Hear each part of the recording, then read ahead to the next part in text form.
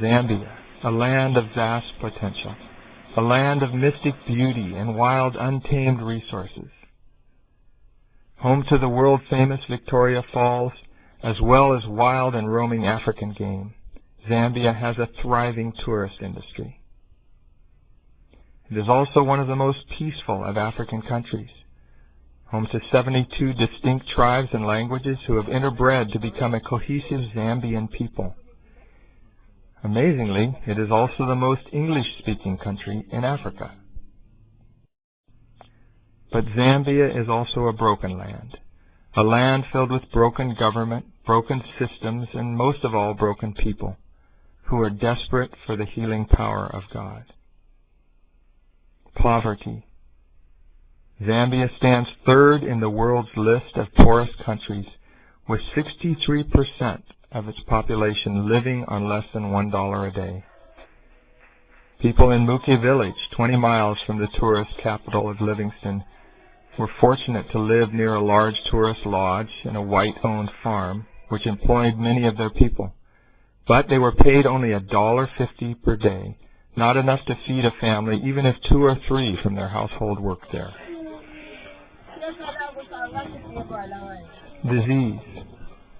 HIV has ravaged sub-Saharan Africa, leaving countries like Zambia crippled and broken.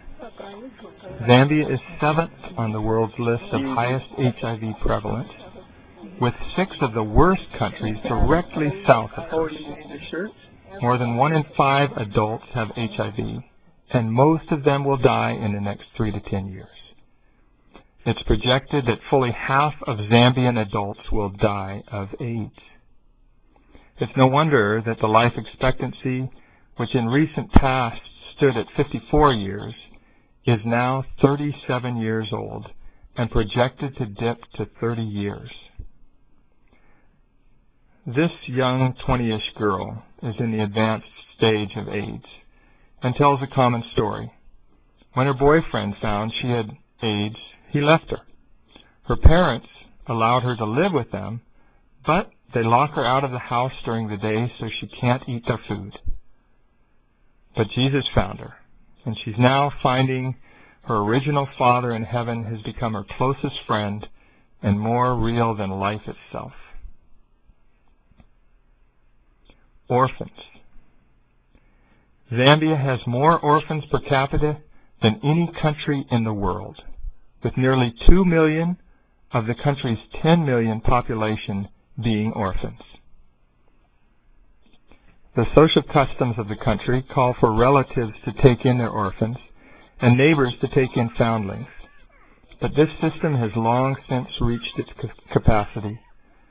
Census data reveal that fully 7% of Zambian households have no adult in them, and more children are taking to the streets of urban centers.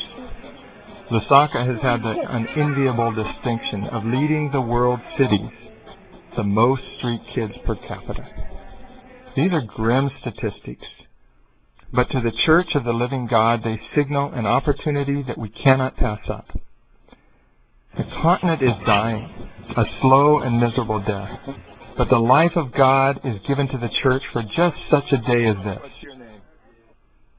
Regina and I are 2 small lights in a vast darkness, but we're trusting in God to make a difference in this world. And we're gathering others who are feeling the same call to join their combined lights into a wildfire. For several years, we've been taking mission teams into Africa in the name of Orphan Hope, later changed to Love's Door, the organization that we founded to help orphans. We have also sent support to other ministries which are helping orphans. Our teams have built orphan homes, funded schools, helped with orphan medical care, run orphan camps and feeding programs. Love's Door has helped a Baby Safe organization in South Africa, a home health care ministry in Mozambique, and a feeding program in Zambia. We have taken and sent short-term mission teams and some longer-term volunteers to various places, always where orphans are in need.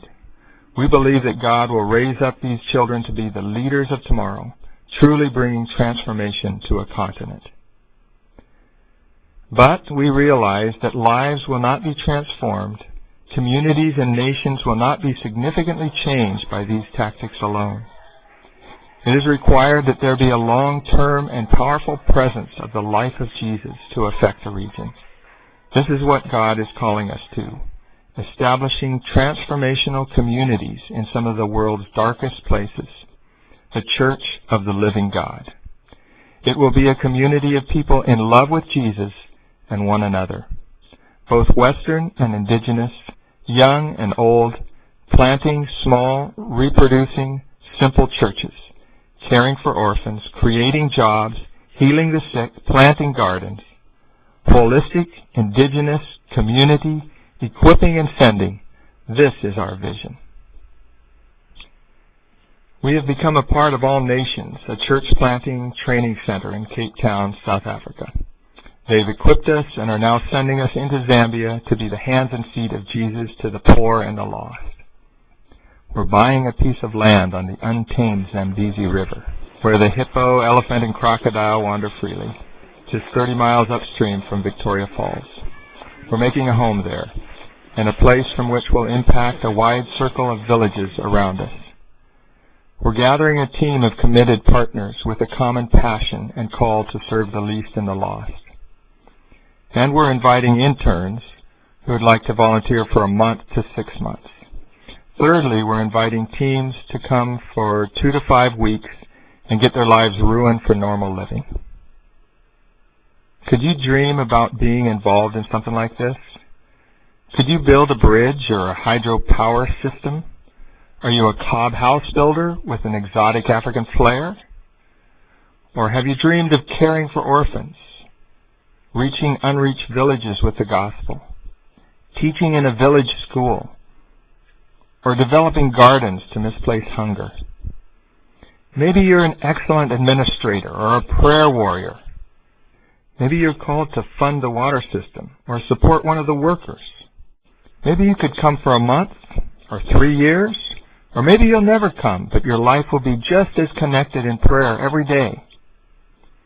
We need to develop fences that will repel elephants from gardens, and another one to keep crocs away from our shore. We need power and sewer and water systems, and buildings and gardens and schools. We need finances for 4-wheel drive vehicles and orphan homes.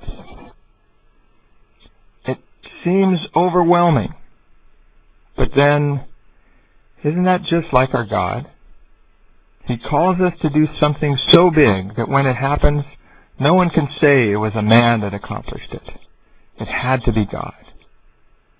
And isn't that a task just the right size for the body of Christ to tackle? I am inviting you to prayerfully get on board and find a way to get connected. As Mother Teresa said, do little things, love greatly. Our website is www.danandregina.org. Our email is lovestore@gmail.com.